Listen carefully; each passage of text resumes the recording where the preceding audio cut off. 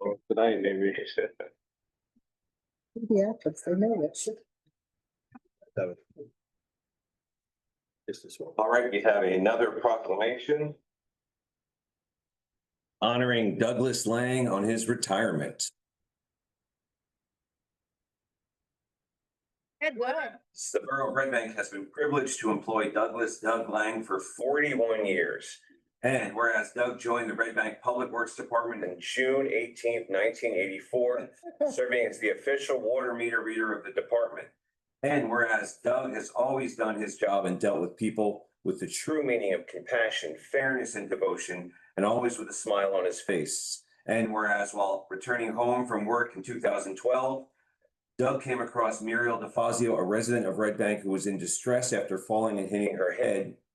And he selflessly stopped and rendered aid and called 911, who came and took her to the hospital. And whereas Doug has served the borough of Red Bank with great dignity, and there are very few people that have done as great a job. Yep. His presence will be missed by everyone that had the pleasure to work with him. And whereas Doug has decided to seek a much reserved rest from the borough of Red Bank and embark on a new phase in his life. And whereas the mayor and council commend and thank Doug for over 41 years of devoted and exemplary service to the borough of Red Bank.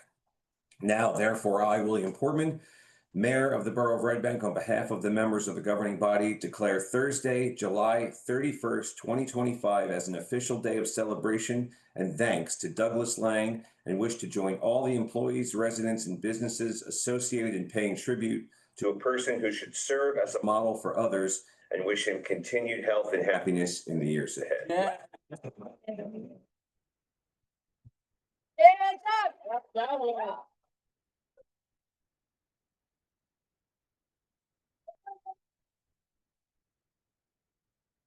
Terrence, Aaron, come on up too. Terrence, our Director of Public Works, and Aaron, our Foreman of the Mechanics.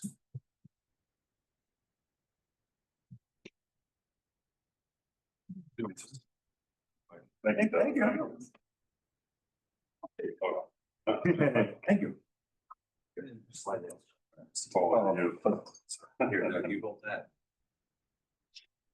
This is how you get a picture.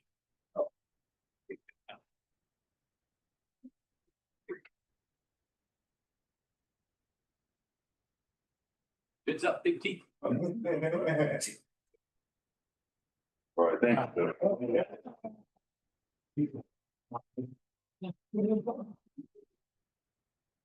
Okay, thank you. Thank you, Doug. Douglas is not gonna be the same walking around town without seeing you everywhere. May see me. We hope so. Uniform though. I'll still see you at McDonald's. Okay. Chicken nuggets? Yeah. He's joking because Otto hit the button on the order screen too many times Yes. once and a stack of chicken nuggets came out. So he walked in and he was like, that. Next up, we have a proclamation honoring Stuart Goldstein on his retirement. It looked like you snuck in without the apron. We didn't even see you come in. Right? You clean up nice. Yeah.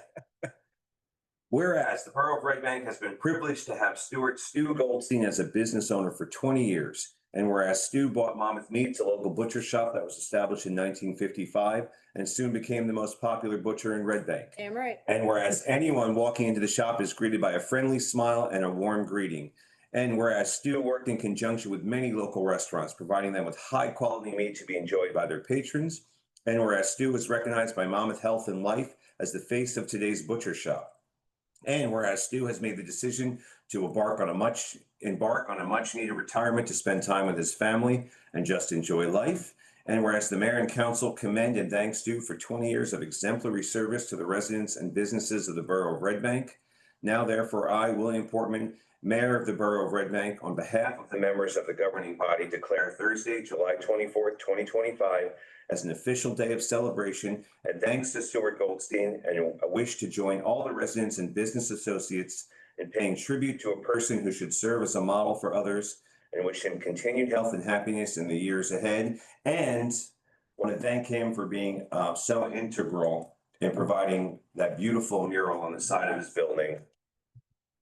Thank you. Thank you.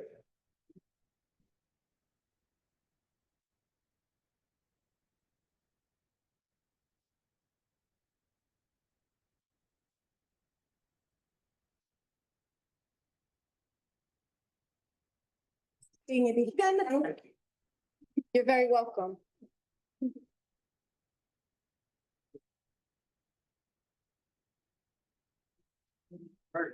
You got my number.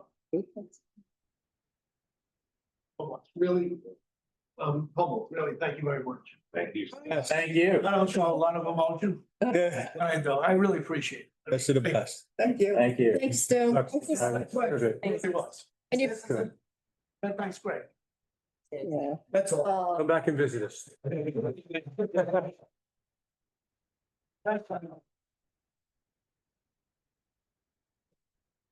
We have one more proclamation for Disability Pride Month.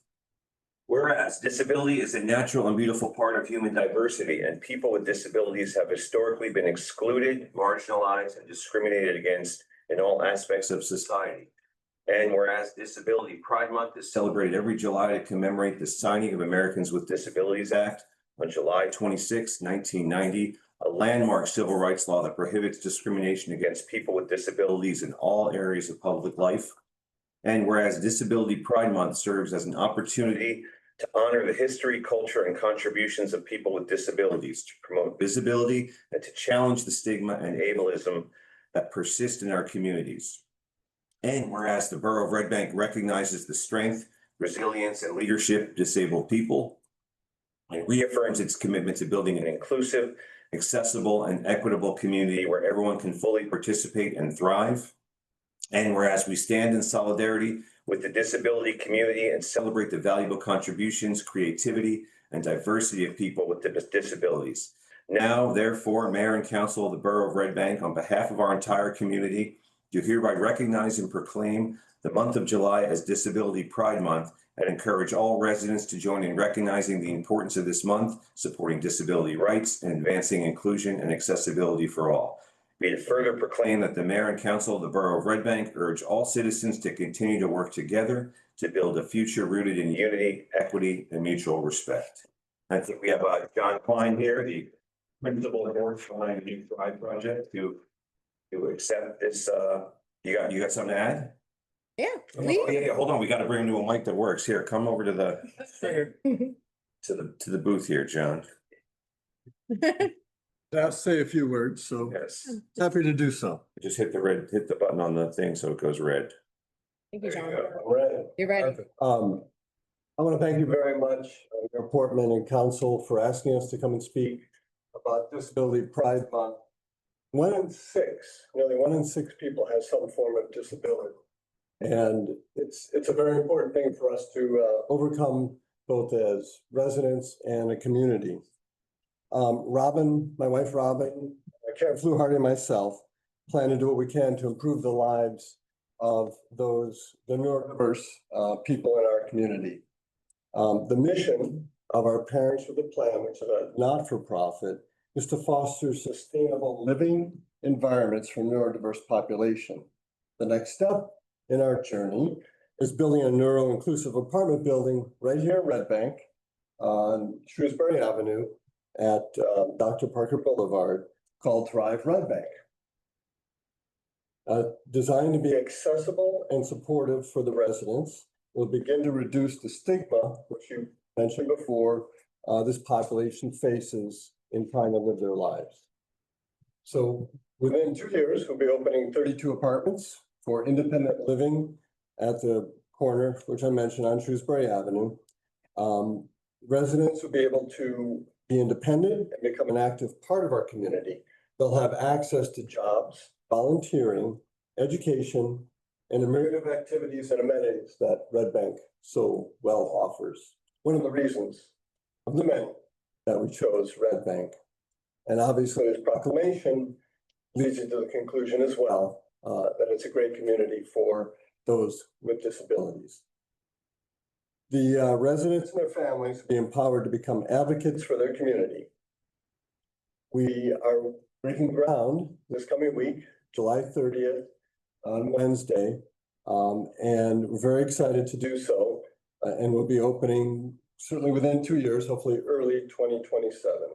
So I want to personally thank the leaders in Red Bank, including the mayor, council members, members of the zoning board who approved us, and the staff who worked very hard to help us and get our mission and put their trust in us as well. So thank you very much. Really appreciate the town of Red Bank for all that you do.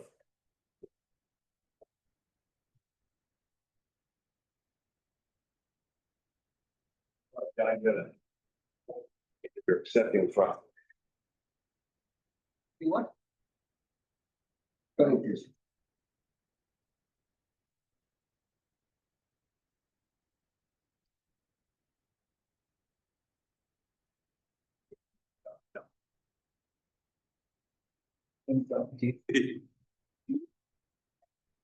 I'm still not convinced he knows how to. Hey. Move along every time. Just happened. Thank you, John. Thank you.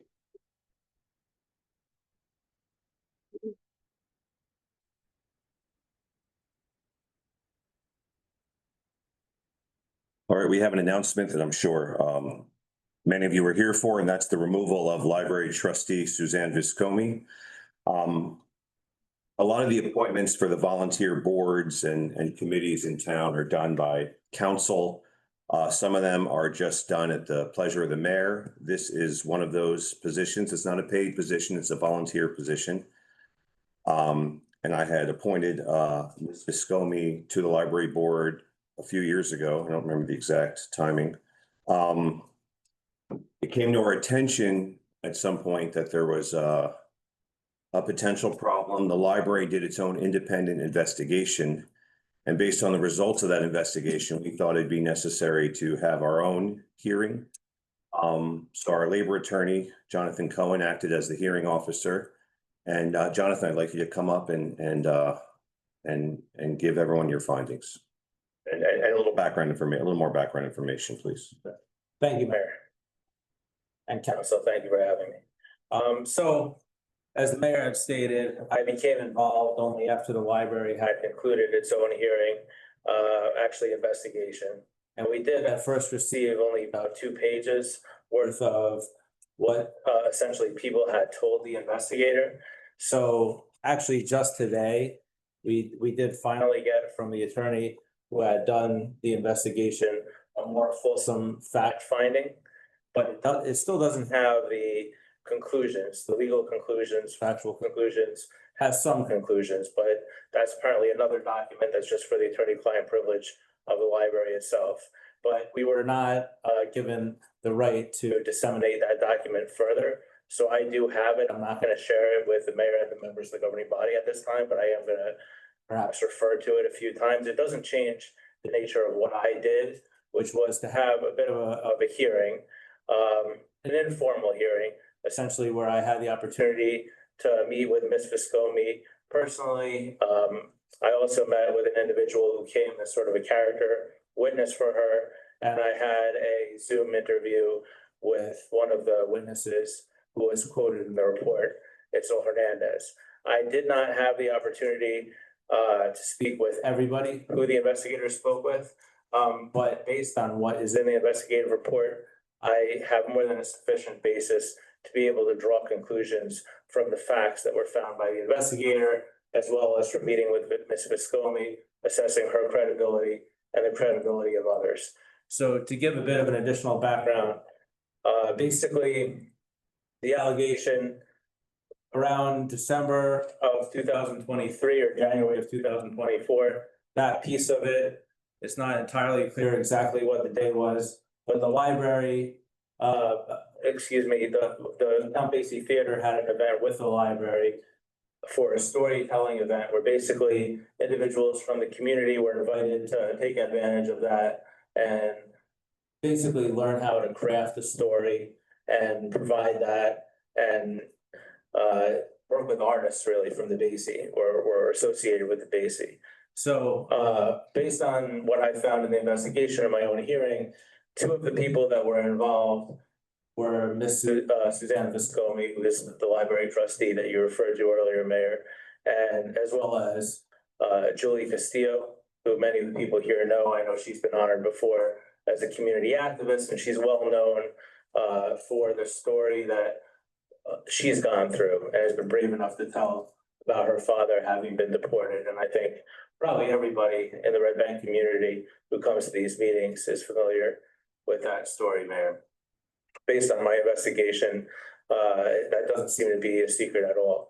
So during this storytelling event, what clearly happened was Julie provided her story and was workshopping, telling about the situation involving her father having been deported when she was a child. And Ms. Viscomi also was working on her own story, which I think had to do with coming from Ecuador, being adopted by a family, and deciding what job to pursue. So where it went afoul was the library director at the time, Alini Glickis. Eventually, we found out that she said that shortly after this event that I just described, that Ms. Viscomi, the library trustee, her boss, came to her and told her about Julie's story, asked her how Julie, if her father was deported, could still be here in the United States. And Ms. Glickis told her what, I think most of us know, which is that under the Constitution, you're a citizen if you're born here in the United States. To which Ms. Glickis stated, and has stated repeatedly, including to the investigator, that Ms. Viscomi's reaction was, that doesn't make sense. Essentially, she should be deported too. About Ms. Castillo. So Ms. Glickis was very upset by this comment. She did not immediately report it to the Board of Trustees of the library or to anyone else. She should have, because she doesn't work for the library anymore. She should have done that. She did tell two people rather contemporaneously with being told this shocking information, which Ms. Glickis credibly, I didn't have the opportunity to speak with Ms. Glickis, but Ms. Glickis did explain to the investigator that she herself is the daughter of naturalized citizens and therefore was particularly struck by this comment from Ms. Viscomi, and it made quite an impact on her. So when she shared that information with Itzel Hernandez, with whom I did speak, as well as with the current library director, Ms. Valor, she told both of them, "You're not going to believe this." She was rather shocked by the comment that would have been made by the library trustee, Ms. Viscomi. So, Mayor, Ms. Viscomi has essentially denied that she would ever say such a thing. She has stated that she doesn't recall, both to me and I think to the investigator, what exactly Julie's story was about. Yet she did remember certain details about it that seem odd, at least to me as a hearing officer. I find it not credible. That she would remember, for instance, that Julie talked about going to Washington, D.C. Julie talked about meeting a senator, which was Senator Menendez.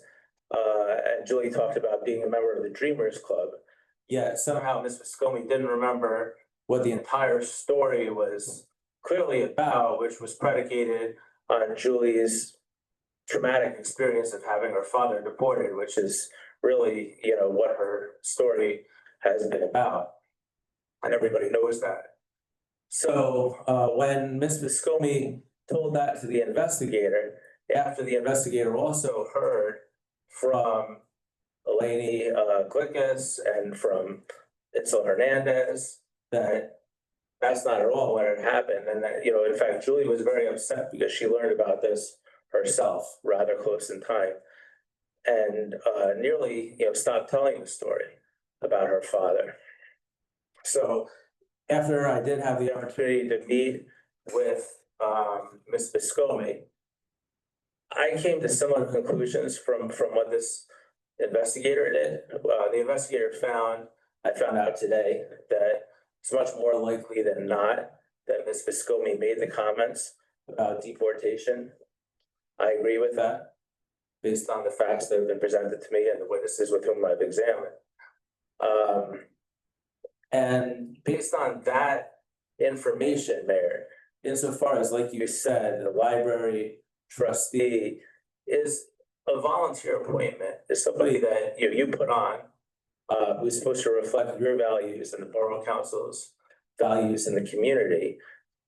My recommendation, Mayor, is that you should consider, my recommendation is to remove Ms. Viscomi from the position of trustee. She hasn't expressed any regret for having made this comment. She seems to tell this story, which I think lacks credibility, that she never made the comment, and her supporters were never there. She has quite a few people who would come forward and speak on her behalf, but the only people who know what she said would have been her and Ms. Glickus, and Ms. Glickus, credibly told the story to numerous people contemporaneous in time. The values of obviously Red Bank is a diverse community, Mayor, you know that better than I do. And it's an inclusive community. It's one that wants everyone to feel safe and welcome, and not to feel as though they're constrained from expressing themselves or telling their truths. And we obviously, Red Bank wants to welcome and has a community of immigrants and a community of people with mixed documentation. So my recommendation, Mayor, is that you should remove Ms. Viscomi because she does not represent the values of what you want people who enter into the library and seek a safe place to go to. Thank you, Jonathan, for being the hearing officer and conducting this hearing on behalf of the borough. I will accept your recommendation for removal of library trustee Suzanne Viscomi, and that is effective immediately. We should have a new appointment to the library board by our next meeting. Thank you, Mayor. Okay, thank you. I'm gonna ask you to stick around for a bit because we're gonna open the floor for public comment on agenda items. I'm sure you'll have some questions. Happy to do that, Mayor. Thank you. Thank you. Can I have a motion to open the public comment on agenda items only? I'll make such a motion, Mr. Mayor. I have a second. Second. All in favor? Aye. Floor is open for public comments on agenda items only. This mic works as well.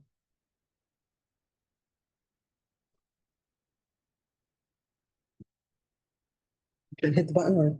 Yeah, hit the Yes. Motion still goes red. Suzanne Viscomi. This has been devastating as an Ecuador naturalized citizen that I would make such racist comments about their deportation. I'm one of the biggest cheerleaders of Red Bank for all the residents. I'm standing with the senior citizens to fighting for school funding in Trenton. I had this thing written here to speak, but after hearing these comments, it's absurd. You can't even get the date right. You can't even tell me when this happened. It doesn't even make sense. How dare you suggest that I'm racist? I made a racist comment on hearsay. We're all trained to say something when we see something right away. Over a year ago, the people you mentioned all have the ears of everybody on this council, including the mayor, to bring an issue up. I've known for when I see something that I have to report something to the police or to the superintendent right away. First of all, the first investigation was a joke. As I stated, you can't even get the date right of when the remarks were said. I didn't even talk to her in December. Nor was my story even written until January. Bullet point 5 says people like her should be deported. That's people like me. Then I'd be talking about myself to be deported. That's ridiculous, absurd. And you say I don't have regret? I'm not gonna regret something I didn't do. That's absurd. Red Bank is a unique town. There's so many people that look like me here, and now with all the controversy and the nonsense going on above us, it actually becomes scary to be walking around. I know it, I feel it. When I went to support to support our students and our parents in the same situation, I went to an event at the school in January. Because I want to help, and I've learned more about dealing with ICE, because I could be stopped. I look like I should be stopped when I walk around town. I fear. So how dare you say I would put that same comment on hearsay? There was nobody in the room except the library director. So we got somebody eavesdropping on a conversation, not professional. You're not swearing us in. You didn't swear anybody in on this investigation. So possibly lying. And I do deny stuff because I don't remember exact conversations from a year ago. I don't think anyone could regurgitate for verbatim of conversation, but I do know my integrity. You push the red is the. I do know my integrity and know what I stand for. And I believe action stands for more than words. For all my actions in town that I do, that I believe in being honest and volunteering and doing stuff that half of you guys don't even know I do in town, because I don't need credit. I just do it. When many of these people call me up for help, I do it. No questions asked. I help get kids jobs. I help with mentoring kids. This is absurd to see, people, especially the special needs, should be working together, not pointing fingers at each other to make a point. I don't get the motivation here and the absurdity. If you're gonna have a real investigation, swear people in. If you're gonna have a real investigation, get the exact dates. If you're gonna have a real investigation, let's get true facts, not hearsay. Again, so when the letter came from the executive session in the board meeting, which I can't go into detail, all I will say is it gave me a 2-page letter. I had to digest it within a few minutes and then respond to it. I couldn't digest all of it because of the absurdness of it. So don't take misconstruing words as not being regretful that this is even coming up, or sad that this is whatever reasoning behind this is. It's absurd. Again, we all have ethics. You know what the funny part is? The ironic part is, when this first was down, I was talking to the board president and another gentleman on the board. They said we would have to have ethics trainings as soon as right away, by our way. Still no ethics training. Obviously, it's not that big of a priority. No, I don't believe we changed our bylaws yet. That didn't happen, so it can't be a big priority. And to be honest, it's just, I'm still dumbfounded by all this. If you don't mind, Mayor, can I just have 10 seconds to finish up? Take as much. So basically, anyone can be punished here for hearsay. I don't come here and praise you guys all the time, because I know there's issues in town. We have yellow water, we have graffiti, I got condoms on my street now, I got urine on my street now. There's a lot of things going on. I try to call balls and strikes on this, and I have a reputation for about 20 years of serving this town. And in all the crazy situations I've been in, I've never had that kind of accusation. However, where's the investigation that, according to the library board president, she told me the director felt harassed by the elected official for trying to push the issue and trying not to embarrass the library. That's an issue. That's not investigated. That's just worse, because that's an elected official doing something. So I look at everybody in this audience. They've known me for 20 years in hard times and in bad times. And I've never, ever done anything this ridiculous, ever. So if you want to go by lies and hearsay, that's your choice. But remember, guys, apparently you serve at the mayor's pleasure, and that's his right. But remember, if you don't follow in, then you apparently get pushed out. I stand by my record. I definitely go in more detail. Obviously, I have a time limit here. I just gotta say, no way in hell would I ever do this, because this could happen to me. I could be deported. And then when the questions you asked me in the meeting, how long I've lived here, how long, where I was born, there's nothing to what I say. I am so honored to be an American and to be a citizen. That is my motivation for all my volunteering. That is my motivation, because you know what? A lot of these people were involved, but they're not anymore because they're disgusted or upset, or they've given up on things in this council. But I still show up. Even when I lose, I still one of the few people that come and have the balls to say congratulations to the winner, because I believe in integrity. So again, my actions speak louder than words. My record stands for itself. And if you guys want to believe the lies, then so be it. You can't fight hearsay.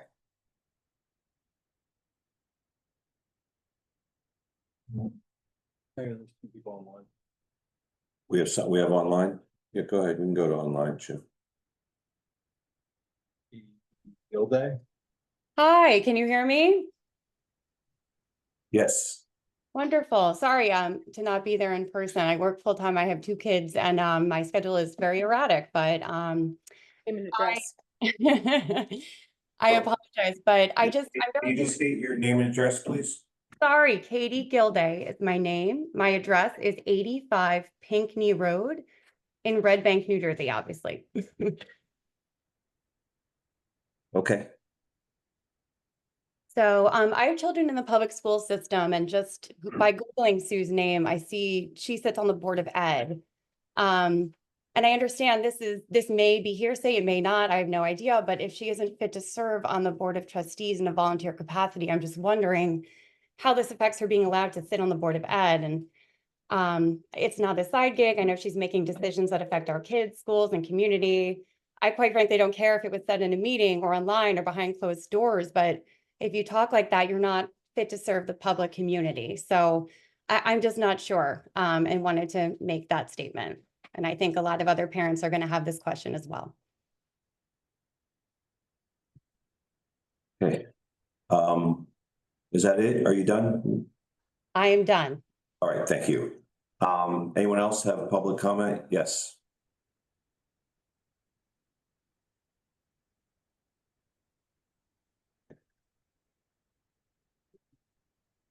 Good evening, Wayne Woolley, 196 Mechanic Street. So I'm here to add my voice to many others in this community who do recognize the contributions Sue Viscomi has made to the borough, and to ask the mayor to reconsider his decision to remove her from this unpaid position in the library. And here's why. Sue Viscomi, I believe, has earned the right to receive the benefit of the doubt. No one would dispute she's been a longstanding advocate for our town. It's, her service to the library, her service to recording these meetings, adding the transparency, as well as the things she's done that she does not publicize. But for anyone who hasn't noticed, Sue has been a fierce advocate for the Red Bank public school students. All of the public school students, regardless of their immigration status. And as the parent of two public school graduates, I can attest that she was advocating for the rights of undocumented students in our schools long before many of you were elected. In fact, it was more than a decade ago that Sue called attention to the fact that the town's former GOP chairman had hatched a scheme to try to identify undocumented students and report them and their families to ICE. It was Sue's intervention that effectively derailed this plan. And it was a plan that she appropriately described as disgusting. Now, that doesn't sound like the actions of someone who would actually say what she's been accused of saying. This brings me to my next and final point. I don't understand how any official action can be based on what she's accused of saying in light of the fact that there's no way of verifying what she actually said. The investigative findings in this matter, I saw a jumble of bullet points that lack coherence, clarity, and most importantly, substance. I've just heard from the hearing officer. It was a little challenging to follow, and I think he would concede that. It's for those reasons that I just don't think this is just an insufficient basis for a decision of this magnitude. I know it's an unpaid position, but Sue puts her heart into everything. And if Sue, wants to serve on the library board, I believe that she is doing everything she can to do in the best interest of the library in this town. I believe that Sue Viscomi, after all this time, deserves the benefit of the doubt. I believe she's earned it. And I'd like you to just reconsider, Mr. Mayor. Thank you. Thank you. Do you have anyone else who wants to comment? Yes.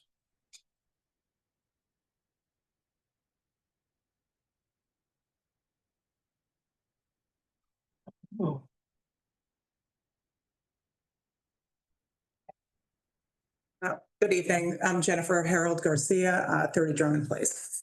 I'm really sad to have to be here and to have to hear all this.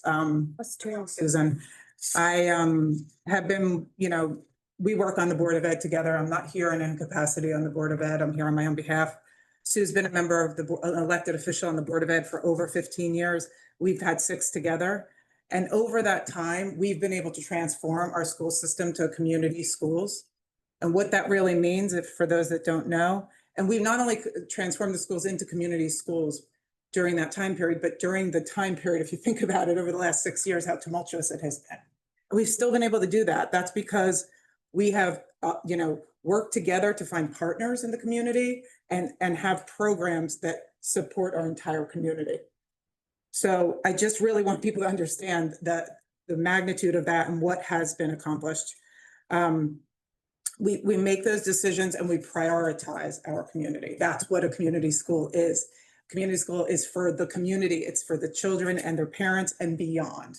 And that's what we've been working on together. And that's what I'd like, just here to vouch on.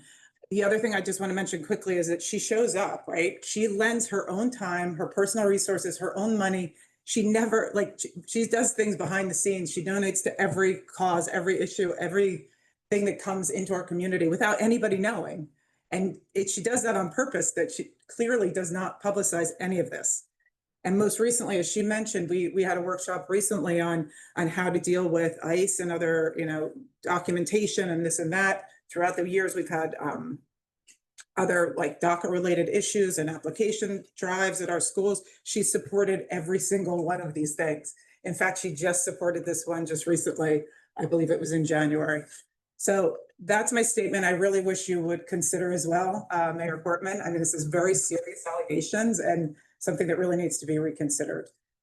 And I have a couple minutes left. I just wanted to also read a statement on behalf of Judy DeHaven, if that's okay. So Judy DeHaven is also a Red Bank resident. She lives at 196 Mechanic Street. So here's her statement. These are her words. I'm in support of Sue Viscomi. Sue embodies what it means to be a public servant. She has quietly and tirelessly served the Red Bank community longer than anyone sitting on this council, except perhaps for Ben Forrest. Sue is a naturalized citizen and the only publicly elected Latina in Red Bank. The only one in a town where Latinos make up a large part of our population, but are grossly underrepresented in our town. As a member of the Red Bank Board of Education, which oversees 2 public schools that are predominantly Latino, Sue supports our kids every day. And she's been front and center in advocating for full and fair funding for the Red Bank Public Schools, traveling to Trenton and helping to raise money. You may not know that because Sue doesn't publicize it. She does not serve our community to get attention. She does not travel to Trenton all those times to get attention. And she doesn't use photos of herself and Red Bank Public School students as props to get elected. I can't fathom why Mayor Portman would remove Sue from the Library Commission based on 2-year-old allegations that are based on hearsay, which, by the way, are not allowed to be used in court, but are somehow welcomed by this public body. These are also statements that were made by people who didn't have to swear an oath. Red Bank hired 2 law firms to investigate Sue. Is this the kind of government that was contemplated when we switched to a council mayor form of government 3 years ago? What kind of precedent does this set? Removing Sue from the Library Commission is a loss for our entire town. I urge you to rethink your decision and allow this true public servant to continue in her capacity as a library trustee. From Judith. Thanks. And if I could just have the floor for a moment to address the hearsay contention that's come up a few times. So, working in employment law, I'm a labor attorney. Very frequently, cases are unfortunately decided based on hearsay evidence, because frequently there is not going to be anything more than a he said, she said, proverbially, to support particular statements. So when that happens, that's why the library hired its attorney and why you used me as your standing labor attorney to be a hearing officer, is to try to determine you've got various accounts from different people who are saying different things, right? So the question is who to believe. So it's not just hearsay has to be thrown out entirely, because if that were the case, then sexual harassment allegations would never be believed, and women couldn't get justice for that, and men and other people that are harassers in the workplace would be able to get away with it. So it's not about hearsay versus non-hearsay. It's about trying to determine what's the most credible of the different accounts. So, and I got this information today, but what the attorney who was hired by the library said, and I'm quoting, was that we find that there are two concerns for Red Bank Library arising from this incident. First, although Viscomi states she does not recall any conversations where she made a comment about Castillo's status in the country, the statements of Glickus and Hernandez tend to establish that the comment about deporting Castillo because her father was deported more likely than not occurred. Viscomi's recollection of portions of the alleged event are relatively vivid, such as her talking about being nervous about her presentation so that she did not fully listen to Castillo tell her story. However, she then stated that she had no recollection of speaking to Glickus at all shortly afterwards. So when a hearing officer or an investigator has to put together and decide who to believe, they have to just weigh the evidence, listen to what people are saying and see what makes sense and what doesn't make sense. And it's incumbent upon us and a high responsibility to make that determination in order to prevent harassment, discrimination, people from serving in positions of trust who may have said things that could be hurtful to the community. So while it's true that we don't have a recording of Ms. Viscomi making the comment, if we did, this would be a much different hearing. What the investigator had to do and what I had to do was to speak with the various people and see who was more believable. And the simple fact was that Ms. Glickus, who was the library director, reported this incident instantaneously within days to two different people. And she didn't bring it up the chain, but the fact that those two people remember that comment simply made much more believable testimony than what Ms. Viscomi has said, which is that she doesn't believe she said anything, but she would never say something like this. So in sum, it's true that I didn't swear in witnesses, but I don't think it would have changed anything. The only two witnesses or three witnesses that I spoke with were the board member who just spoke for the Board of Education, Ms. Viscomi and Ms. Hernandez. I don't think putting their right hands in the air would have changed anything, which is that the accounts are what the accounts are, Mayor. And it's just much more likely than not, as this neutral investigator hired by the library found, that Ms. Viscomi made the comments attributable to her. And, you know, I understand some people said that maybe I wasn't that clear. So let me say what it was that Ms. Viscomi was alleged to have said. Ms. Glickus could not quote Viscomi, but stated that Viscomi said words to the effect that if her dad was not a citizen, then how did Julie become a citizen? Ms. Glickus stated that she responded, meaning Ms. Glickus, well, that's how the Constitution works. Julie was born here. Ms. Glickus stated that Ms. Viscomi said, quote, well, maybe she should be deported too. And that is from Ms. Glickus. Ms. Glickus wasn't even working at our library when she provided that information to the investigator. Ms. Glickus simply has no reason to lie. So my job as a hearing officer is to weigh what's more likely and what's not. In this case, the investigator found that Ms. Viscomi probably made self-serving statements, whereas Ms. Glickus was credible, and she immediately told that information to Ms. Hernandez. And I would say almost potentially admissible in court as an excited utterance. She was shocked by them, and she told Ms. Hernandez precisely what she told the investigator months later. So I think that needs to be weighed. It's not just about what's hearsay and what's not hearsay. Okay, anyone else? Yes.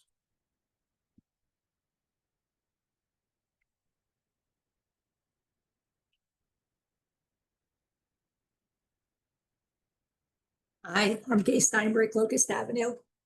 I heard you talk about evidence, but there is no evidence. What I can tell you is I have been a CERT volunteer with Sue during our training. We drive back and forth to Freehold every week. And Sue and I have had a lot of deep discussions. I remember her going for her training for ICE and telling me how we're going to prevent students from being pulled out of the school and how we're going to protect our parents from ICE. And I also know Sue's very nervous about being brown.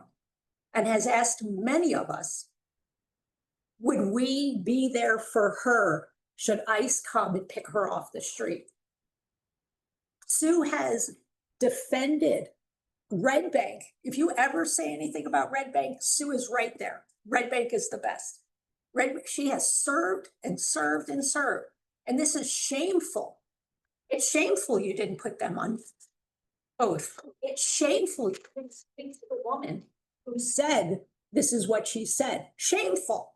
That's not an investigation. That's a witch hunt.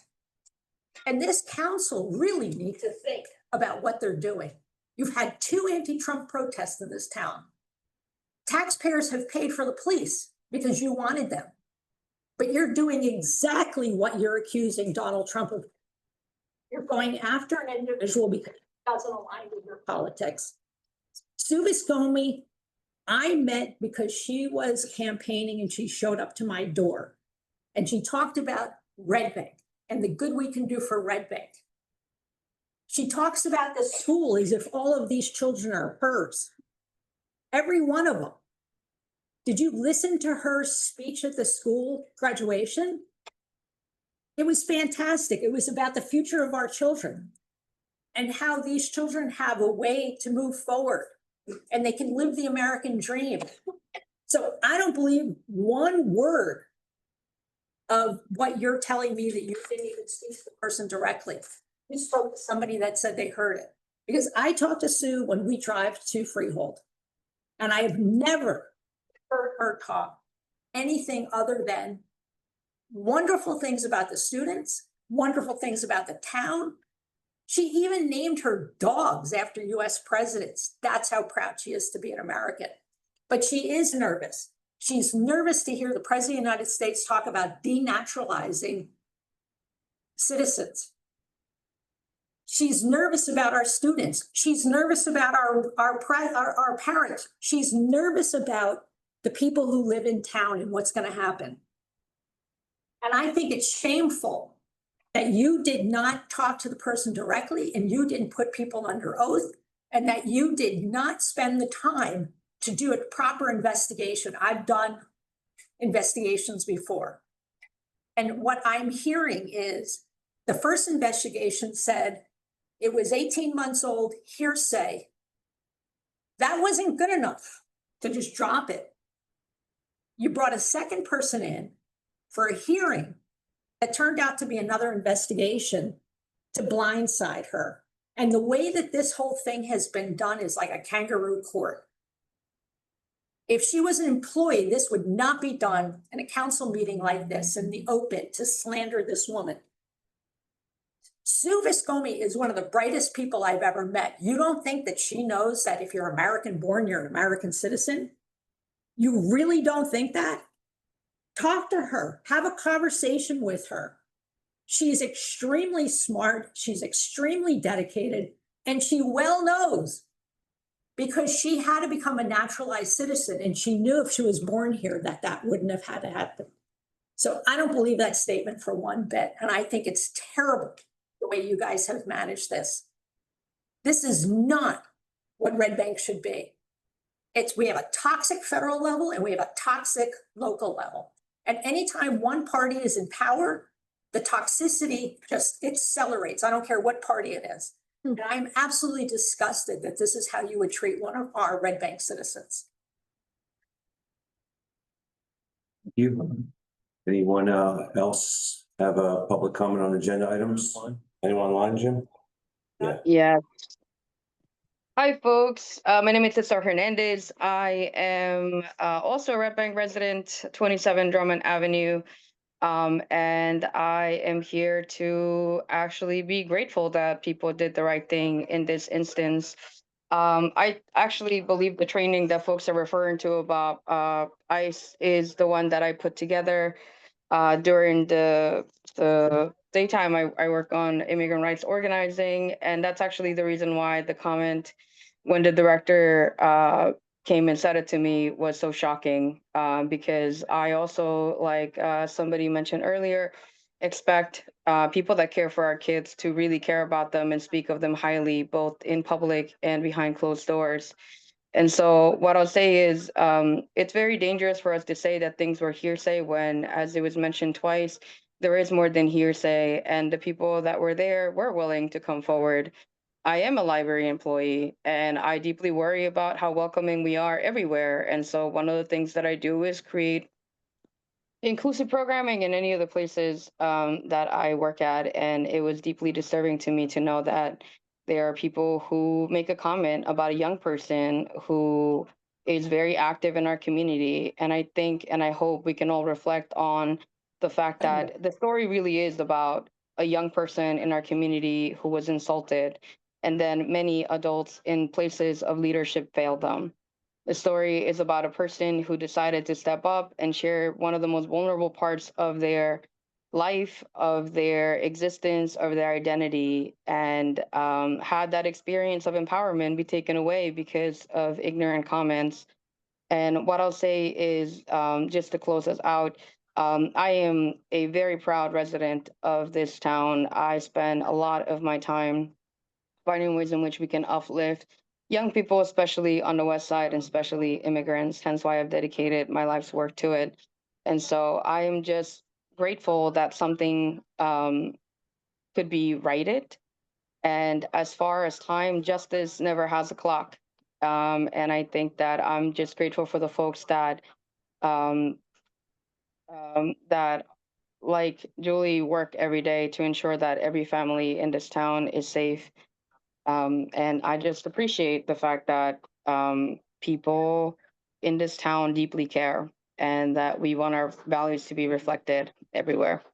I appreciate it. Thanks, folks. Thank you. Anyone else?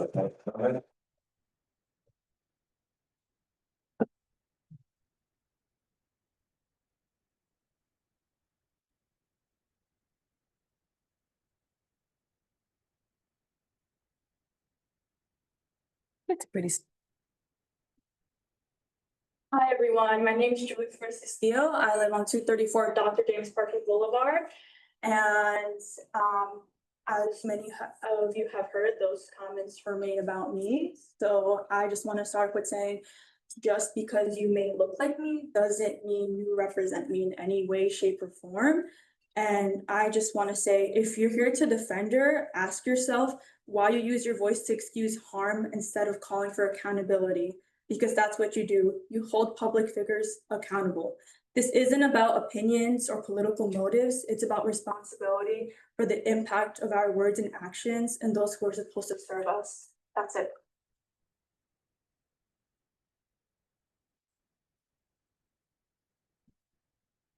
Anyone else have a public comment on agenda items only?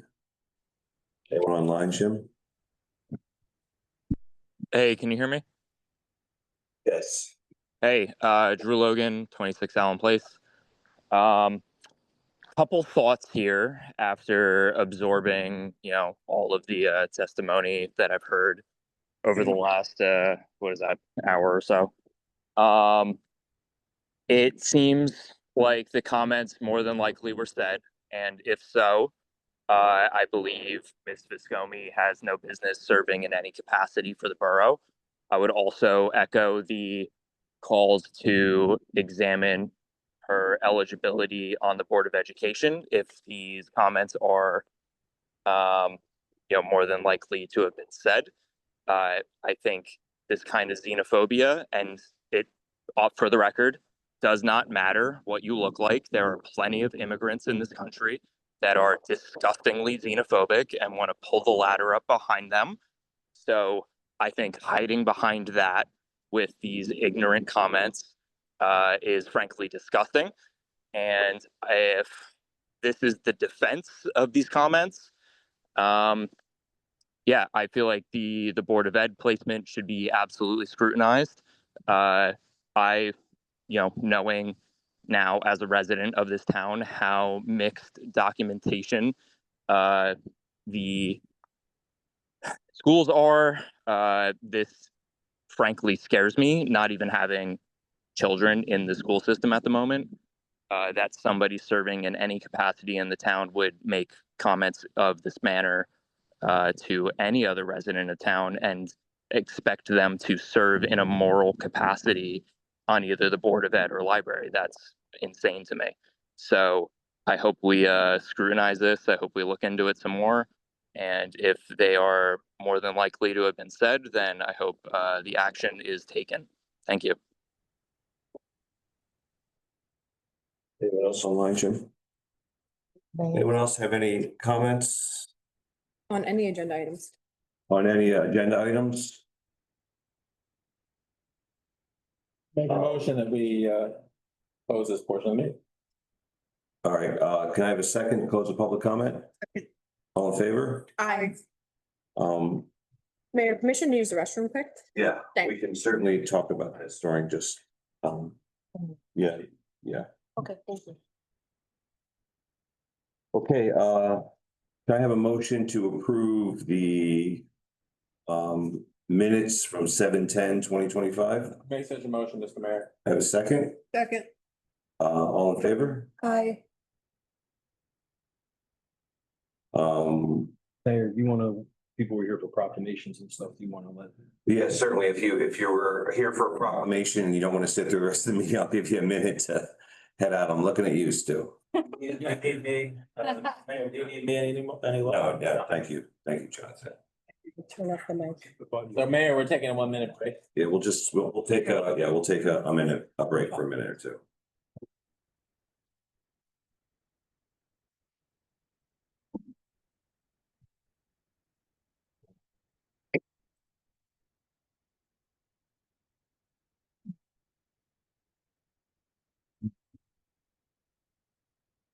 Oh.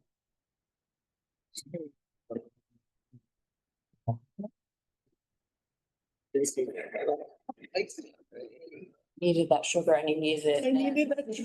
Like that exact lemon. I understand. Completely understand. Right.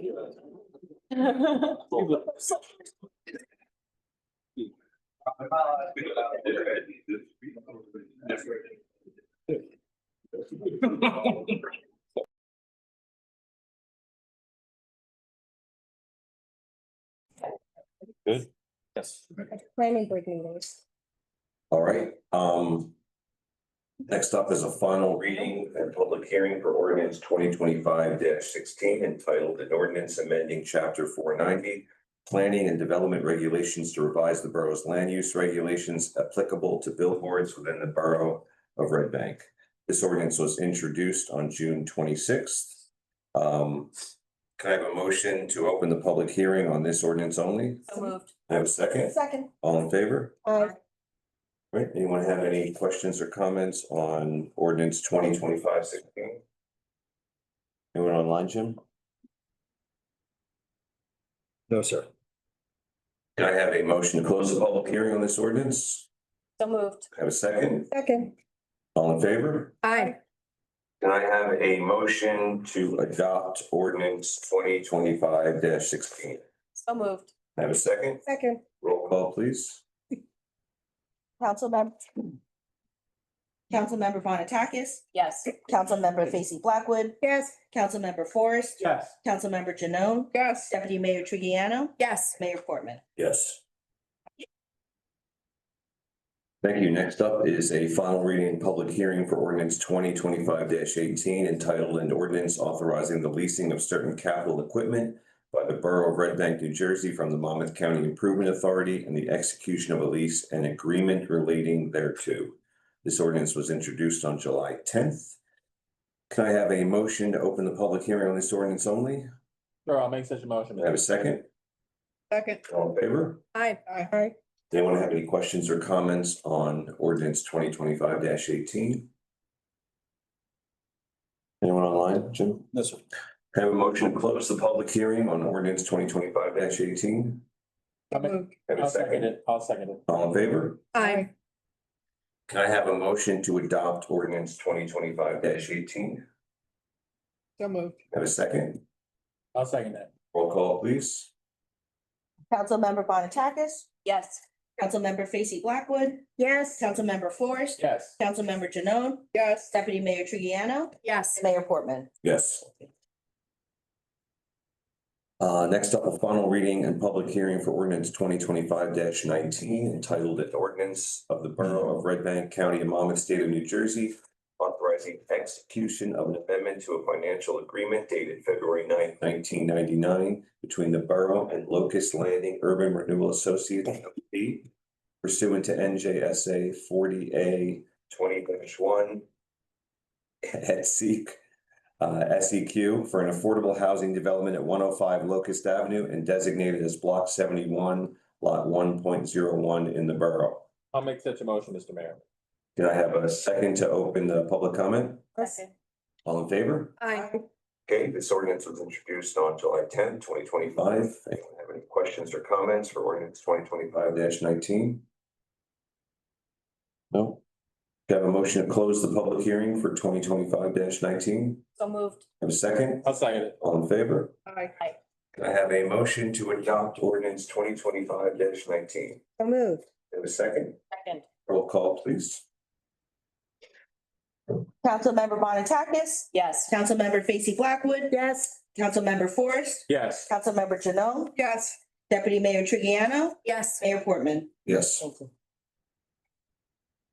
Next up is a final reading and public hearing for ordinance 2025-20 entitled an ordinance authorizing execution of agreement for payments in lieu of taxes for an affordable housing development as authorized by NJSA 5227D-301 at SEQ and NJSA 5227D-329.2, Block 71, Lot 1.01. This ordinance was introduced on July 10th, 2025. Can I have a motion to open the public hearing on ordinance 2025-20 only? So moved. Have a second? Second. All in favor? Aye. Does anyone have any comments or questions on ordinance 2025-20? Can I have a motion to close the public hearing on ordinance 2025-20? So moved. Have a second? Second. All in favor? Aye. Can I have a motion to adopt ordinance 2025-20? So moved. Have a second? Second. Roll call, please. Councilmember Bonatakis, Yes. Councilmember Facie Blackwood, Yes. Councilmember Forrest, Yes. Councilmember Janot, Yes. Deputy Mayor Trigiano, Yes. Mayor Portman. Yes. Next up is a final reading and public hearing for ordinance 2025-21 entitled an ordinance amending chapter 300 construction codes uniform to update construction fees. This ordinance was introduced on July 10th, 2025. Can I have a motion to open the public hearing on this ordinance only? Moved. Have a second? Second. All in favor? Aye. Anyone have any questions or comments on ordinance 2025-21? Can I have a motion to close the public hearing for ordinance 2025-21? And a second? Second. All in favor? Aye. Can I have a motion to adopt ordinance 2025-21? So moved. Have a second? Second. Roll call, please. Councilmember Bonatakis, Yes. Councilmember Facie Blackwood, Yes. Councilmember Forrest, Yes. Councilmember Janot, Yes. Deputy Mayor Trigiano, Yes. and Mayor Portman. Yes. And next, a final reading, public hearing for ordinance 2025-22 entitled an ordinance amending chapter 603 street banners to update procedures and regulations pertaining to street banners. This ordinance was introduced on July 10th, 2025. Can I have a motion to open the public hearing on this ordinance only? So moved. I'll second it. All in favor? Aye. Anyone have any questions or comments on ordinance 2025-22? Have a motion to close the public hearing for ordinance 2025-22? Moved. Have a second? Second. All in favor? Aye. Can I have a motion to adopt ordinance 2025-22? So moved. Have a second? Second. Roll call, please. Councilmember Bonatakis, Yes. Councilmember Facie Blackwood, Yes. Councilmember Forrest, Yes. Councilmember Janot, Yes. Deputy Mayor Trigiano, Yes. and Mayor Portman. Yes. Next up is an introduction for ordinance 2025-23 entitled a bond ordinance providing for various 2025 capital improvements to the fire department facilities by and in the borough of Red Bank in the county of Monmouth, state of New Jersey, appropriating $265,000 and authorizing the issuance of $251,750 in bonds or notes of the borough to finance part of the cost thereof. Can I have a motion to approve ordinance 2025-23 on introduction? So moved. I have a second. Second. Roll call, please. Mayor, just before you do so, just to let everybody know, this is for the repair of the HVAC system in one of the firehouses and the installation of 2 generators at the firehouses so that they can obviously become useful in times when we have lack of power in the town. Okay, thank you. Yeah. Yes, roll call, that runs up to you. Roll call. Councilmember Bontakis? Yes.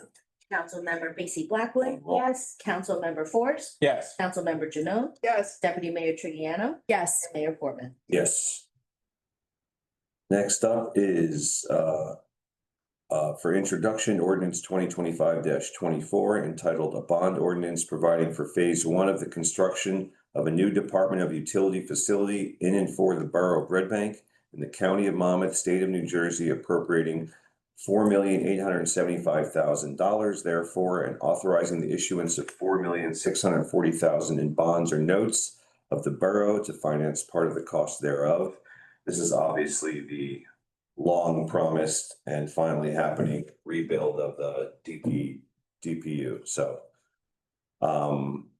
Phase 1. yeah, this is Phase 1 consists largely of professional services that we're putting in place for both architectural and engineering for Phase 1, and also putting in the ordinance costs potentially associated with demolition and relocation of DPW services During construction during construction and demolition. and demolition. Correct. This being Phase 1 is indicative that there's going to be additional phases to the project. Thank you. thank you. And I know Aaron back there is smiling as a DPU employee. You're supportive of this project. Out of the trailer. Oh, my gosh. So can I have a motion to approve ordinance 2025-24 on introduction? So moved. I have a second. Second. Roll call, please. Councilmember Bontakis? This is a must do, yes. Councilmember Basic Blackwood? After 22 years, yes. Councilmember Forrest? Yes. Councilmember Janot? Yes. Deputy Mayor Trigiano? Yes. And Mayor Portman? Yes. And the public hearing for this ordinance, as well as the previous ordinance, will be held on August 14th, 2025. And our last ordinance to be introduced for the night is 2025-25, entitled An Ordinance Amending Chapter 680 Vehicles and Traffic to create new no parking zones on Hudson Avenue, Tilton Street, and Catherine Street to enhance public safety. Can I have a motion to approve ordinance 2025-25 on introduction? So moved. Have a second? Second. Roll call, please. Councilmember Bontakis? Yes. Councilmember Basic Blackwood? Yes. Councilmember Forrest? Yes. Councilmember Janot? Yes. Deputy Mayor Trigiano? Yes. And Mayor Portman? Yes. Public hearing on this ordinance will be held on August 14th, 2025. Next up, we have a bunch of resolutions. Anything anyone wants pulled out and voted on separately, or can we do them on the consent agenda? Take a moment.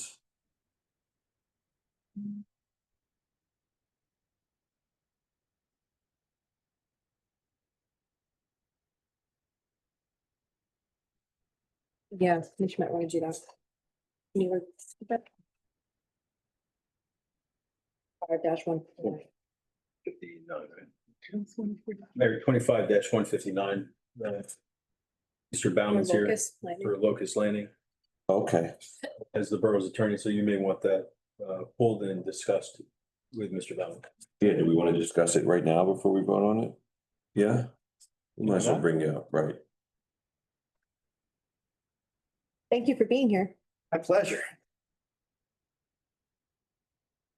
We're discussing resolution 25-159, the Affordable Housing Agreement for Locust Landing.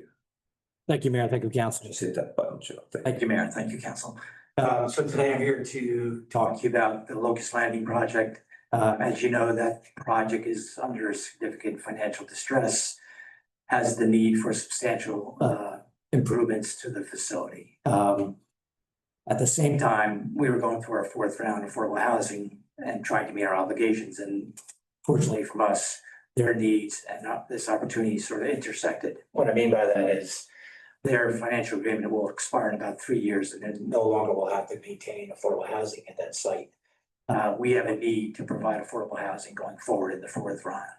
This project permits us to, we'll lock in for another 30 years, 40 affordable housing units and 20 additional credits to the borough's good.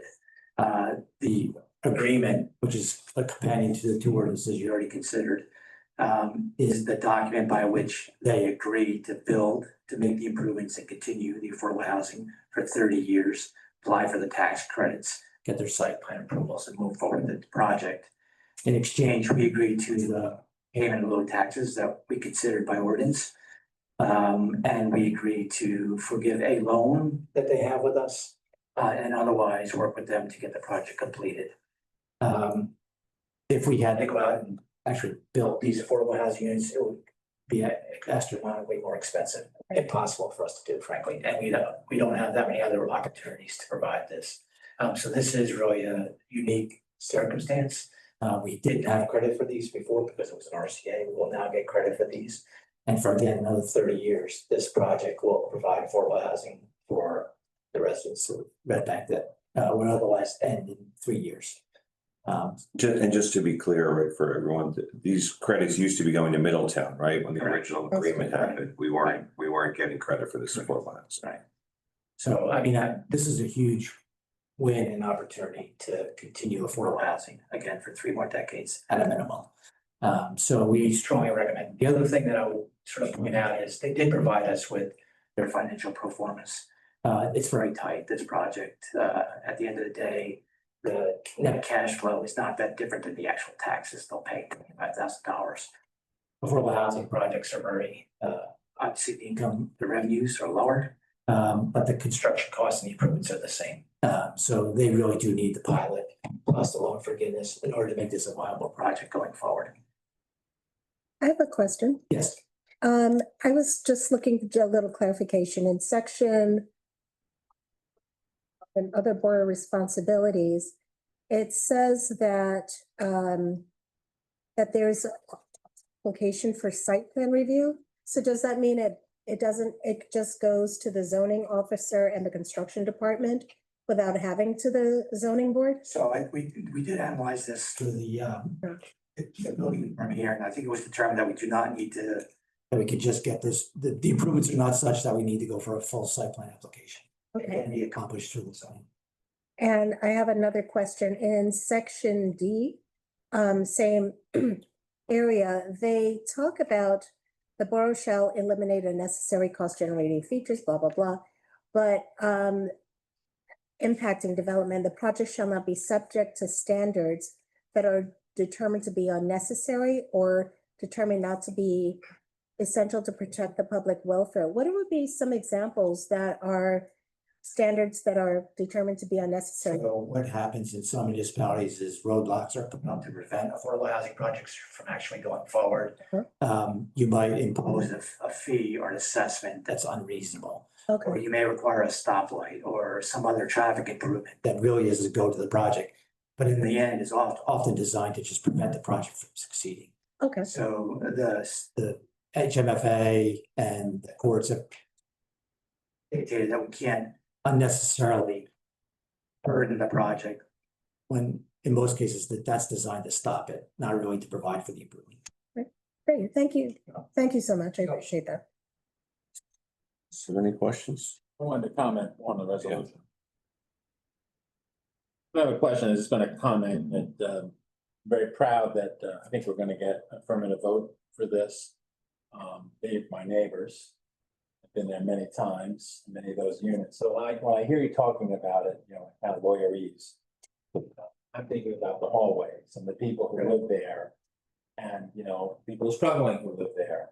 And I'm thinking that, well, governor just eliminated more affordable housing money because he had to pay some other thing with the state. Where do people go who don't happen to be able to afford $400,000 or $500,000 for a house in Red Bank? I said at the last meeting, it's something that I have a lot of passion about. I think Red Bank needs to be a community for everyone. If this goes away, you can't replace it, really. Can't, it's too expensive. Yeah. This is a great opportunity.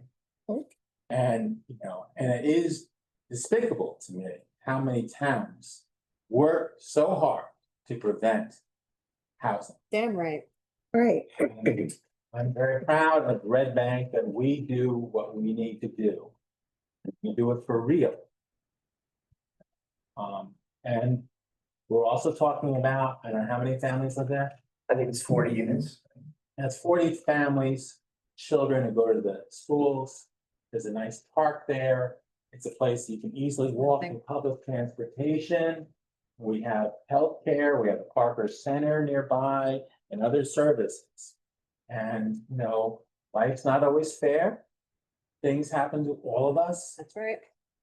And I'm very proud that we're a part of this. As you point out, it needs improvements. The improvements are. Yeah. It's really needed. Well, we don't want them to float away. We need to raise up that, it's on the river. I had concerns about it 30 years ago, I think, when it was first concerned, my wife and I, about, climate change, because I know that's crazy talk, climate change, but it is right on the water, but it does have a nice view. Yeah, I think they're still working through how they're gonna address the climate change and how that will impact the construction. Whether it gets Lift it up, raised or not raised, baby. or how it's working through some of those details. I think the engineers are still working. Be ready to put solar panels on it. But at the end of the day, it'll be substantially better than it is. Thank you very much, council. All right. Just a quick comment. Thank you, Mr. Baumann. I echo certainly the comments of Councilman Forrest. I am grateful that this is a town where we prioritize this. I also just wanted to mention that I took note in the comments that we had when we were discussing train station redevelopment area, both here and predominantly at the planning board. We had a lot of our residents mention, wouldn't it be great if we could do 100% affordable housing? And that is very, very hard to come by. Stars seem to have to align to get a project that does that. It wasn't realistic for that space, but this is that. And I'm glad that we will be going at that full force. Thank you. Thank you. Thank you. Thanks. So let's vote on 25-159, then we'll do the rest on the consent agenda. Motion, resolution 25-159, a resolution authorizing an affordable housing agreement with WCP Locust Landing MM LLC with respect to the rehabilitation of the affordable housing project existing upon the real property located at 105 Locust Landing Avenue and also known as Block 71, Lot 1.01 within the borough of Red Bank. Make such a motion. Can I have a second? Second. Roll call, please. Councilmember Bonakis? Yes. Councilmember Facy Blackwood? Yes. Councilmember Forrest? Yes.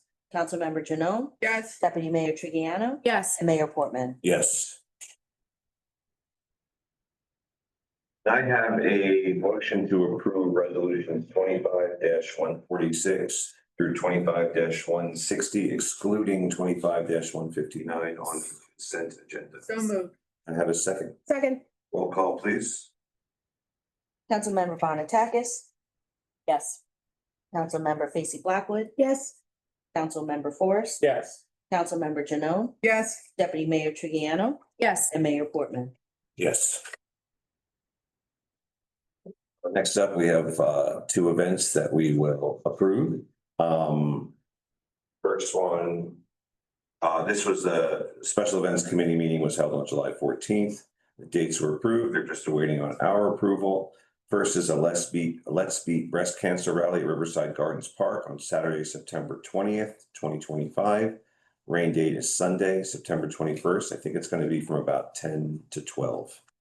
The other event is a Coffee Corral Fall Festival at 177 Dr. James Parker Boulevard, Saturday, October 18th, 2025, from 10 to 3 p.m. Rain date is October 19th, 2025. Everyone good with those? Yep. All right. I have a motion to open the floor for public comment. Mayor, before we do that, Yes. could we discuss an ordinance that the Environmental Commission would like to? Sure. Mayor and Council, thank you for your time. We have a new chair of the Environmental Commission, and she's gung-ho about doing a lot of progressive things. And one of the concerns that she has, particularly looking at Azalea Gardens, and we've got pictures of that, it's about a construction dust ordinance. At this time, there are 17 municipalities that have passed. It's a construction dust ordinance. And what that essentially means is if you're using plastic and microplastics because of the health impacts that they have, they're requesting that the area is tented when you're working on those materials, and it has to be vacuumed up because these nanoparticles do get into our lungs, get into our bodies, and these are plastics that are not really good. I just want to take a temperature here, how everyone feels about that. It's not that much to do. You know, if you watch TV shows like This Old House, for example, that's what they do already. They tent their areas and they vacuum up the dust. And the people that are working with these like Trex and PVC type materials do wear a mask, and that's all it's asking. So I just wanted to know if there was interest in this council in putting together an ordinance. 17 municipalities have already done so, and this question keeps circling back to Red Bank. So I figured I'd throw it out here. Honestly, I have to see some more details. You know, I know one of the concerns in New Jersey is how there's so much red tape to do any construction. You really have to jump through hoops. And so I just want to make sure that this isn't like the law of unintended consequences where it's going to make building almost prohibitive. You know, I'd like to get some more information. In other words, if you're doing, I mean, you're when you talk about tenting a project, like you're talking about like we would tent all of Azalea Gardens or? No, just tent the area where you're cutting the material. Right. And then having a vacuum to vacuum it up. So, you know, it's just like where you're using the saws and that type of material. I know nothing about construction. That's why I'm throwing it out here. Send us all like a sample ordinance or of the other municipality, then we can review it. And then we can talk to Greg if there's any other municipalities he represents about how enforcement has been going with places and what they've learned from the ordinance and what we can maybe change or.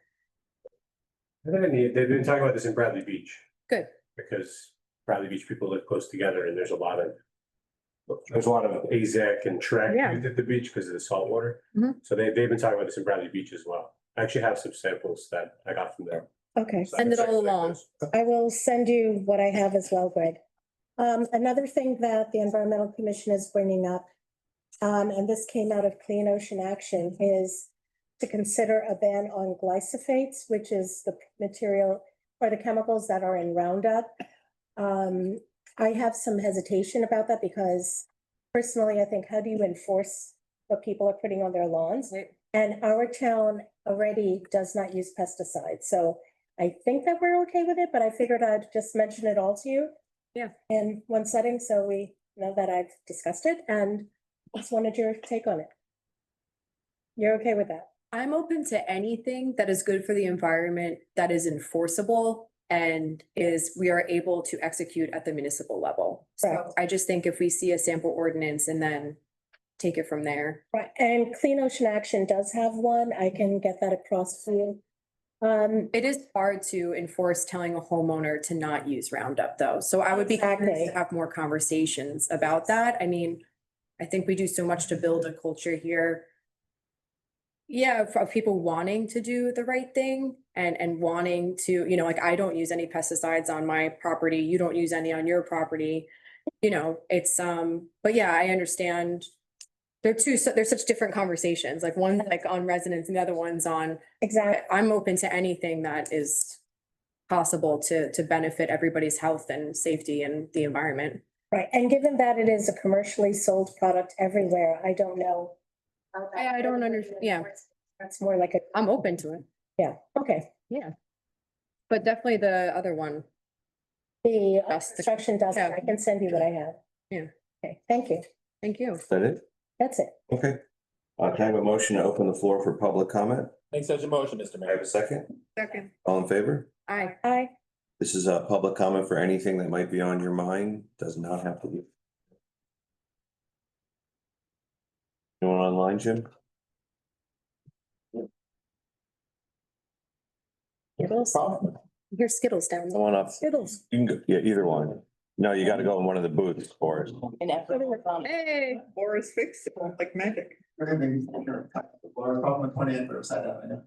Very quick, just wanted to thank Councilwoman Blackwood for bringing up ordinance about tenting the construction sites to prevent non-plastics from spreading.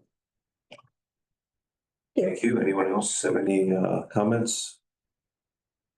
Can I have a motion to close the floor for public comment? So moved. Have a second? Second. All in favor? Aye. Right? Stay. Just really quickly, update the Historic Preservation Commission. I have to give them huge shout out. They've been working really hard, their subcommittee, on their design guidelines. So we're starting to get to the review phases, and it'll be really exciting to see what comes out of that in terms of a recommendation and guidance really that will be applicable across the town to mesh with our character, et cetera. And of course, the idea is for objective enforcement within the historic areas. So very good work being done. I'm sure someone else will mention this, but I can't help but say how amazing it was to see the work that was done on River and Layton with the Boys and Girls Club and the grant project that was applied there. It looks great. I know we're going to keep looking at it over time, but seeing the smiles on the kids' faces that helped put that in, and you too, I saw you really. Was great, and I just wanted to thank everyone who was involved.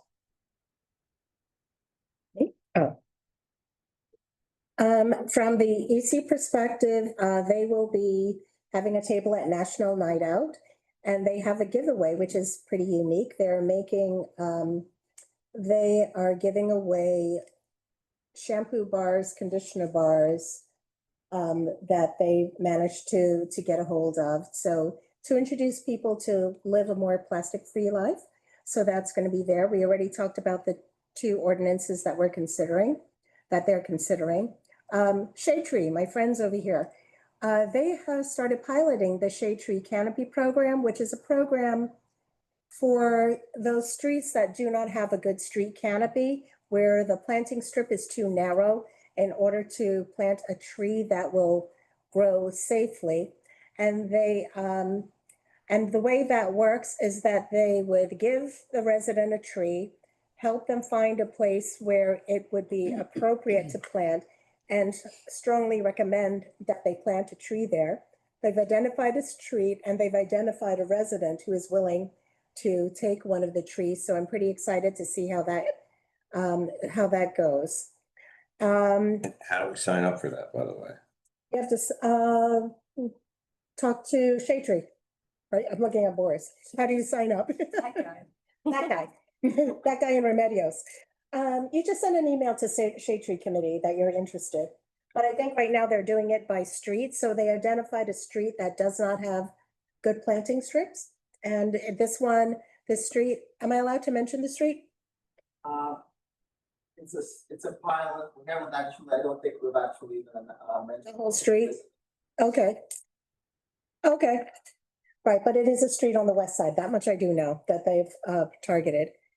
Also, Easy Ride would like to schedule a Learn to Ride event in the Broadwalk for late August or early September. So if you have any young people that are learning how to ride, hold on.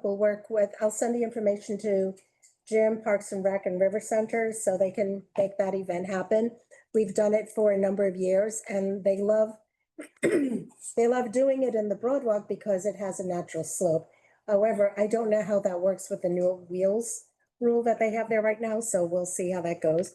Last Wednesday at the Senior Center, that was yesterday, they had a meeting with people from the county and the banks talking about all kinds of scams and how to prevent yourself from getting scammed.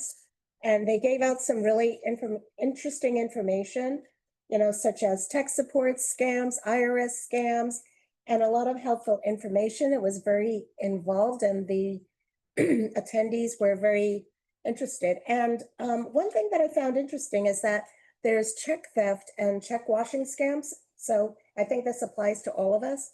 I know that Adriana was there and she might have the materials she'll post onto the borough website. And another thing I saw of interest was the, for our seniors, I guess, there is a service that helps homeowners that are looking for economic service or companionships by matching a compatible person who is seeking affordable housing.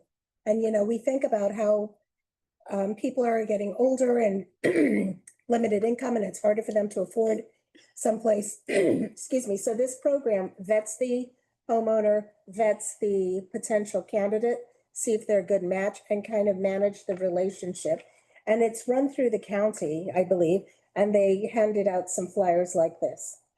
So it's called homesharing.org. And I think it's kind of interesting because if you have an older person, you can have somebody younger, and that just kind of energizes the area. So I think that's a good thing. And that's all I have, Mayor. Thank you, Ben. Oh, yeah. So Parks and Rec, we had our first garden program. Do you have any pictures, Mr. Kent, to share on our screen? That's right. We do, I think. And actually, the first place, I don't know if I'm pronouncing their name right, so Nancy, you may have to help me because I think that you know them from the Environmental Commission, is Paul Raspani. Michael Paul Raspan. Michael Paul Raspanti. Thank you. And Jamie Madeline. Magdalena. Thank you, at 15 Brown Place. Amazing garden. You know, I said to them when I toured it that the one problem with the garden is so nice that you never ever want to leave home and just go in the backyard. It's like in another world there.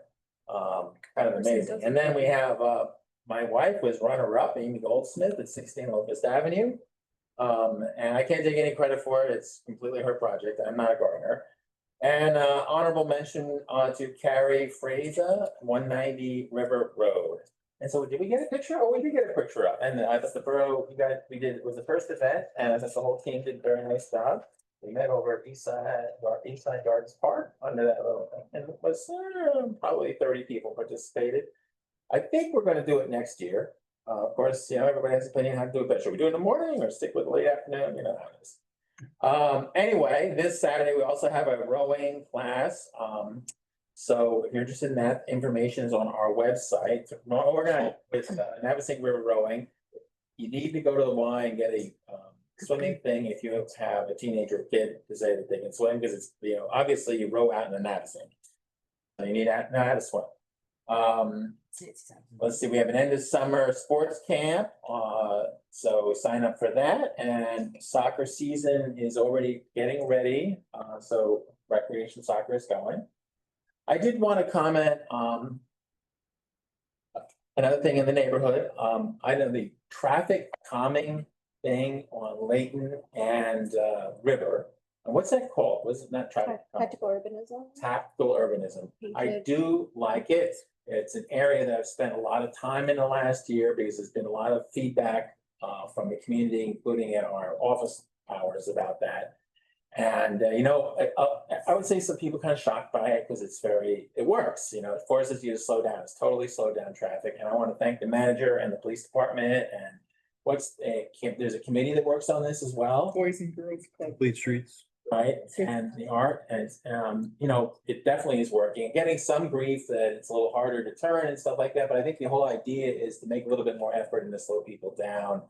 And so far, I think it works very well. And I think that it's going to take a little getting used to by some of us in the neighborhood.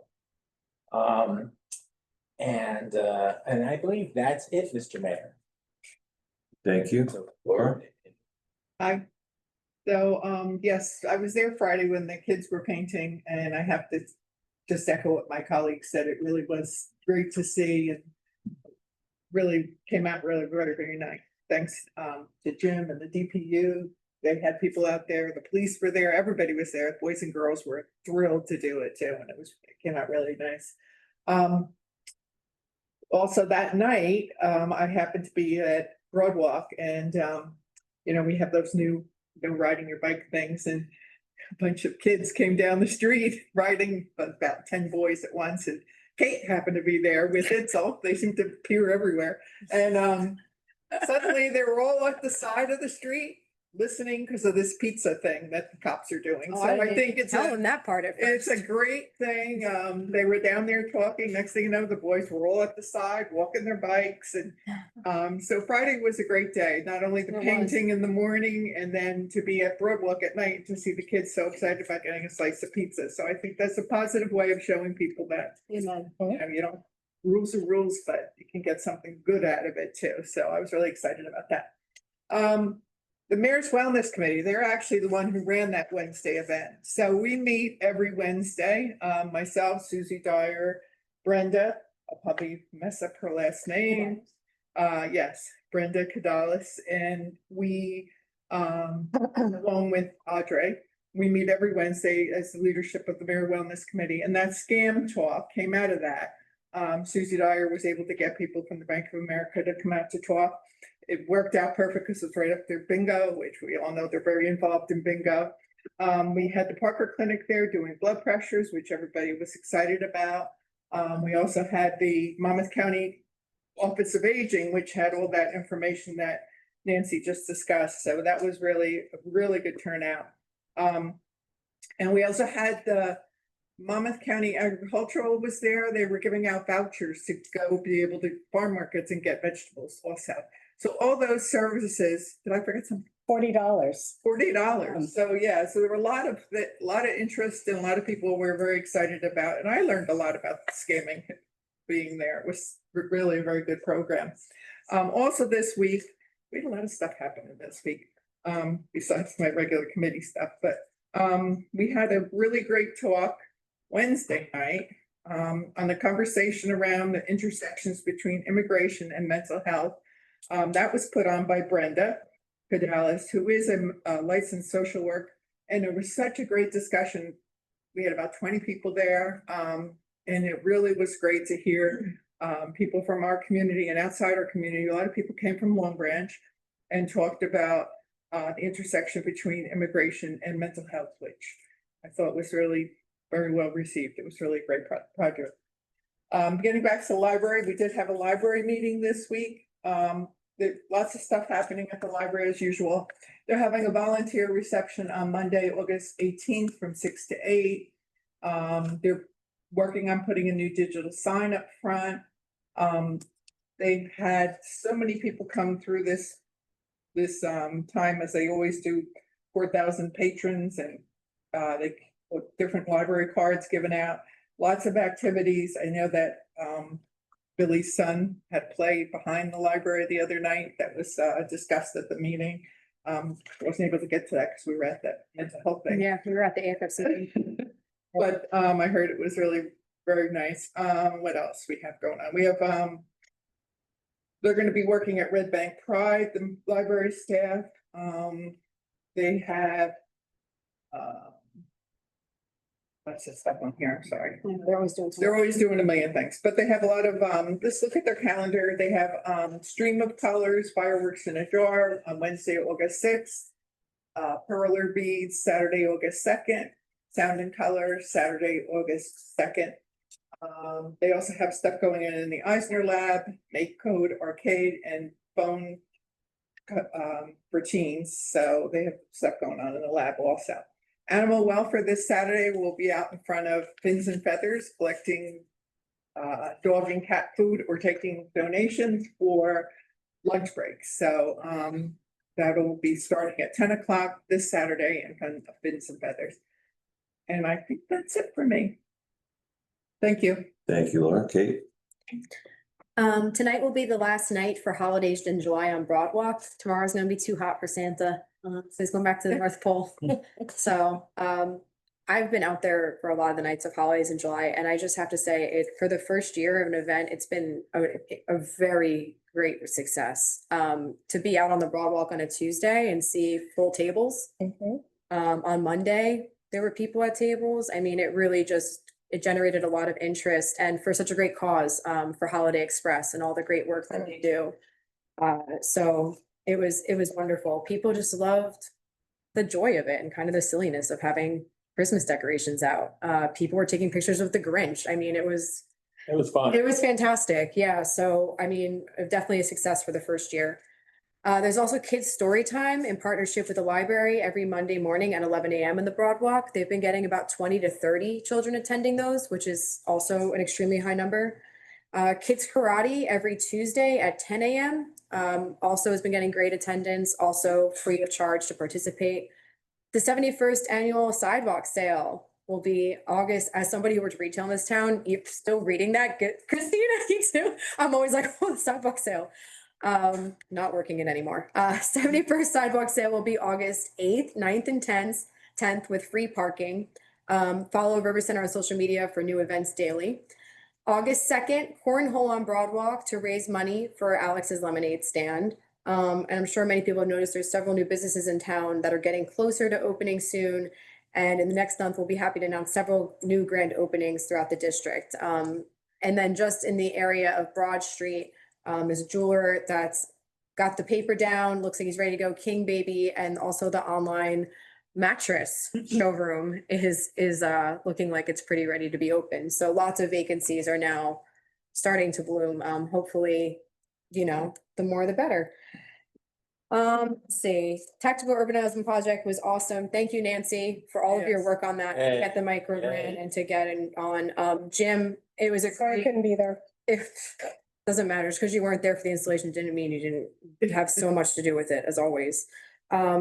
Jim, it was for us, it's a tactical urbanism project, but I remember a time when this place did not have it together to the point where you could do a grant where it's like, you need to have an idea right now. You need to promise you can execute it within a month. You need to promise you're going to get it done. I think it's just a strong testament to your caliber of the work that you're doing in the borough. So it was just amazing. Lastly, the Mexican consulate was here in Red Bank over the weekend. We're really honored and grateful for the relationship that we've actually gained with Mexico here in Red Bank. This was the first, second, third, fourth time that the consulate came to provide their services in Red Bank over the weekend. And we did something a little different, actually. So myself, other representatives of the borough, representatives of AFFC, representatives of CARC, and representatives of the Mexican government. We all did a walk to all of the businesses that we could in the time that we had. And we gave them resources at every level and in all directions, from the Parks and Rec information in English and Spanish, to the free summer concert series in English, Spanish, to telling them resources for tenants' rights, to telling them the resources that the Mexican government provides to them. So it was a really beautiful moment of just grassroots government on the ground, and to see a representative of the Mexican government just basically standing in the middle of a hair salon on Shrewsbury Avenue and just answering questions to people as they're cutting hair, as they're getting a haircut, and then just providing those resources was phenomenal, to the point where the Mexican consulate in New Jersey has decided that this is going to be a program that they do in all areas where there are many Mexican nationalists living, and they're going to call it the Solidarity Brigade. So I'm extremely proud of the work that we're doing at the local level. It's hard to do work on issues for your most vulnerable populations when there's no adults at home upstairs in our government, and we're being left to what we have at the local level to execute. So like I said, I'm extremely proud of that relationship, and it's really what it's all about. It's what serving is all about. And yeah, it's a point of pride for us here in Red Bank. That's it. Thank you. Thank you. Thank you, Katie. I don't have much. I just want to reiterate how excited I am for this Thrive groundbreaking on July 30th. Yeah. I think something like this exists maybe only in Arizona. One other in the Nowhere country, else in the yeah. country, so it's a really great thing for Red Bank to be participating in. All I got, definitely got. Thanks, Mayor. A couple things. Try to keep it brief, but I'd be lying if I did that. The hydrant flushing, they finished up just on Friday, so just a couple days ago. Some people have brought up seeing discoloration in their water. Largely that was due to the hydrant flushing. The hydrant flushing is something that we need to do twice a year. I think that we are definitely on track right now. We have a new water foreman, Isaiah, who had started in the water company. So that hydrant flushing was done all around town. However, that does a number of different things, right? It verifies that the hydrants are operational for the fire company, which is obviously a great thing that comes out of that as well. It identifies any pressure issues that we may have in town, any closed valves that are closed off. We need to exercise those valves all the time. And it obviously helps us meet our regulatory standards. It improves the water quality, so it removes the mineral buildup that is actually naturally occurring in the water system, like the iron and the manganese, which settles in the pipes. So when you have that high pressure of water come through, when you open up those hydrants, it's going to stir up the system.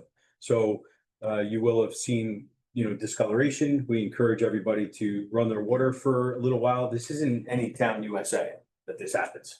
This is something that any town has to do. Run the cold tap for 3 to 5 minutes to help clear the lines. Yeah, of course, you want to maybe avoid your laundry in that time until you are running clear water.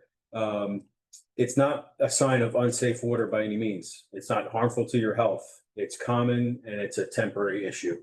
But the benefit far outweighs what we see in the water. So happy that program happened. I actually just got word today from our water operator that the NJDEP inspection went very well, and the DEP was very happy with the way that went. So I was happy to see that. And I think everything's right on track for that. The Marine Park project, the process that we are out to bid with the Marine Park. We plan to award at the next meeting. So a contractor. So I'll be excited to do that bid opening process. I believe in the next week and a half or so. DPU, I appreciate what you guys did tonight as far as introducing the ordinance to get that project moving forward. And Linden Place. Linden Place is, you may have remembered that's the project to replace a large section of Linden Place roadway, basically the entire stretch, with removing the concrete sub-base of that roadway, new asphalt, utilities. So we're doing a lot of work there. This is a 2024 DOT grant that we received. So I anticipate the plans, the design going to DOT in the next couple of weeks. DOT has 30 days to review. September, probably go to bid on that project. We award in October and start doing utility work towards the end of fall. Those are those things. I did ask the chief to come by today. I know he had a family matter that he had to attend to. But I did want to just read a portion of his report for us to benefit the community. So let me just get that up here. Of course, the chief thanks the mayor and council for your support. Calls for service to date. This is a big number. There's 11,200 calls for service from the police department. First aid calls are 867, fire calls at 367, motor vehicle accidents at 494, motor vehicle stops 3,003, moving violations, summonses 2,341, parking tickets 6,670. The department's recently begun tracking encounters that they're having with bicyclists who have been observed committing violations. This is going to help us to establish potentially new ordinances, things that we need to start focusing on. We've been hearing more and more about bicyclists driving on sidewalks, coming up behind people. So they've created a different tracking mechanism in their computer-aided dispatch system to actually track that. The bicycle patrol has been out sporadically helping to promote bicycle safety as well as focusing on quality of life issues. Obviously, our bicycle patrol is put out when we have the manpower to do so. If there are limited manpower, those guys are going to be in the vehicles so that they're on the beat as they regularly are. They've instituted, Deputy Mayor talked about this, and also I believe Laura had talked about this as well, the pizza coupon initiative. So I think it's a great way for community policing. We want to, thank New Corner Restaurant and Gianni's Pizza for joining in with them on that. So they're also working in conjunction with Adriana from our community engagement office there to make daily notifications on road closures, whether due to construction or emergency road repairs. We obviously ask everybody to sign up for those. You will see a tax bill insert going out that has a QR code to bring people to the website to sign up for the notifications as well. They're continuing to receive speeding complaints in different areas of the borough. To address these issues, the chief has taken into consideration complaints as well as accident data and to formulate the traffic enforcement details. These details are assigned to officers every day and change daily so that the violators don't know when or where the officers will be present. Conversations with local police chiefs all express that they are experiencing an increase in overall traffic and speeding in their towns. The department is utilizing grant funds to help supplement extra officers on the road for enforcement. There's been an increase in graffiti throughout town, which many of you may have noticed. The chief's pleased to announce that an arrest of 2 people from Little Silver was made. Their arrest resulted in graffiti damage that was done to the Pazzo parking garage and the bathroom at the Red Bank Public Library. There still is additional graffiti concerns and incidents that are under investigation right now. Announcement here, 2 announcements. National Night Out is Tuesday, August 5th from 6 to 9 p.m. at Count Basie. Hope to see everybody there. And the Lunch Break Community Barbecue is Saturday, August 16th from 9 to 2:30, honoring the Red Bank Police Department and Fire Department. There will be food, music, games, and giveaways. The event is open to the community. That's my report, man. Thank you, Jim. We have an exec session? No. Okay, then can I have a motion to adjourn? So moved. Second. All in favor? Aye. Thank you.